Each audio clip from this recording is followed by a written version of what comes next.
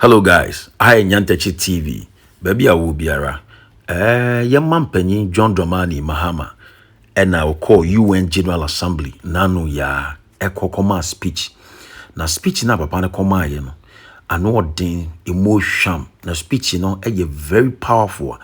Obi e bon nsem de ma papa ne sem fat. Papa no ano ate. A treasure we expert in communication. Na wakwa could deliver speech no ake kan bi e brofo no ama o mehunu se omo nye nipa nchen na brebia no said the omo si ye eyipamu na omo ntoto omo no maye bag ha be fa ye gudie best fa ye konkwasomu na chese ensem okeka tro omo no de ewiase asesa se be ya abrofo no be yen hyehye na Africa nso ye benya slot ewo UN Security Council no so no enya asem ketua odie menkasa enche momi yenkonkohwe ni entie de okaye momi yenkokoti. Ghana recognized the state of Palestine in 1988 and supported a two-state solution to the conflict since then. And I say, contrary to the claims of some, a two-state solution would not be a reward for Hamas. It would rather be a reprieve for the hundreds of thousands of innocent women and children and people who are facing collective punishment and forced starvation for no reason other than the fact that they are Palestinian.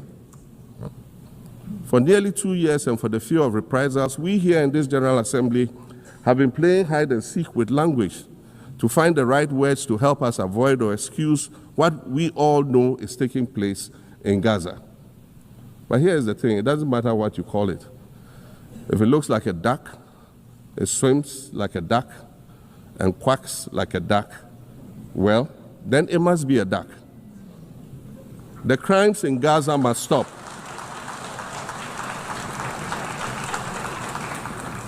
The crimes in Gaza must stop. Madam President, I also want to draw particular attention to the conflict in Sudan, which this body has described as the world's largest humanitarian crisis. 12 million people have had to flee their homes. And when we speak of migration, we refer to the 12 million new Sudanese refugees, whom we as a global community should be willing to assist in much the same way that many member nations readily assisted new refugees coming out of Ukraine. Let's dispense with the euphemisms and dog whistles and speak frankly. It is not a mystery that when leaders of Western nations complain of their migration problems, they are often referring to immigrants from the global south. But many of those immigrants are climate refugees. And interestingly, the global north emits 75% more greenhouse gases than the global south. However, the effects of climate change are more severe in the global south because we lack the resources to address them effectively. And so when the desert encroaches on our villages and towns, and they become unlivable, we are forced to flee. Warsan Shire, a Somali-born prophet, a Somali-British poet born in Kenya to Somalian refugee parents, was London's first youth poet laureate. She writes in her poem titled Home. And it says, you have to understand that no one puts their children in a boat unless the water is safer than the land. No one bends their palms under trains beneath carriages. No one spends days and nights in the stomach of a truck feeding on newspaper unless the miles traveled mean something more than just a journey. Madam President, we cannot normalize cruelty. We cannot normalize hatred. We cannot normalize xenophobia and racism. If we're going to tell a story, let's not tell it slant. Let's tell all the truth. When we speak of migrants, we speak of Mami Ewusi Mensah Frimpong, a judge on the U.S. District Court for the Central District of California. She's the first black female judge on any of California's 4 federal district courts. She was born here in America to immigrant parents from Ghana. We speak of Peter Bosman, a medical doctor in Ghana who moved to the town of Piran in Slovenia in the 1980s and later became the first black mayor of Piran, the first black mayor in Slovenia and in the whole of Eastern Europe. We speak of T. Michael, the iconic Ghanaian Norwegian artist and designer. And of course, we speak of the late Kofi Annan, former United Nations Secretary General.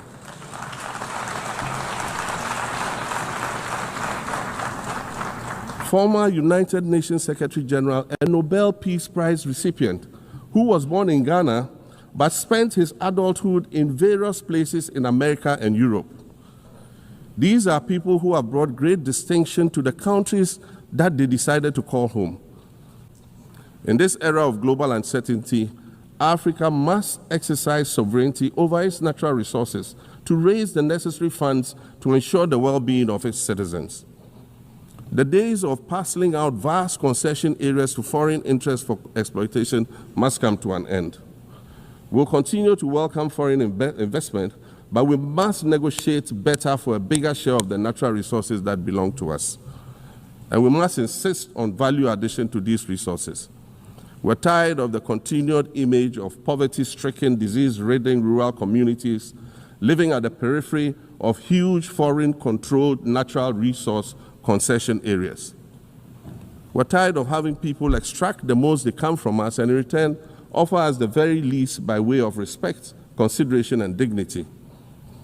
We're tired of not being represented in ways that reveal the richness and complexity of our history or acknowledge all that we have overcome to arrive here in this liminal space of untold possibilities.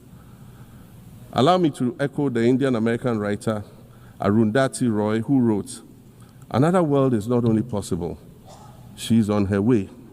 On a quiet day, I can hear her briefing." I want to add that for the sake of Africa, and quite selfishly for the sake of my 18-year-old daughter, I hope that this new world that is arriving is a place of safety and equality for women and girls. To succeed, we must empower everyone, including women and girls, to reach their full potential. In closing, Madam President, I'd like to congratulate you on your election to preside over this historic 80th General Assembly and on being the 5th woman to hold this distinction. I'd also like to congratulate Her Excellency Nana Jane Opoku-Agyeman on being the first woman Vice President of Ghana.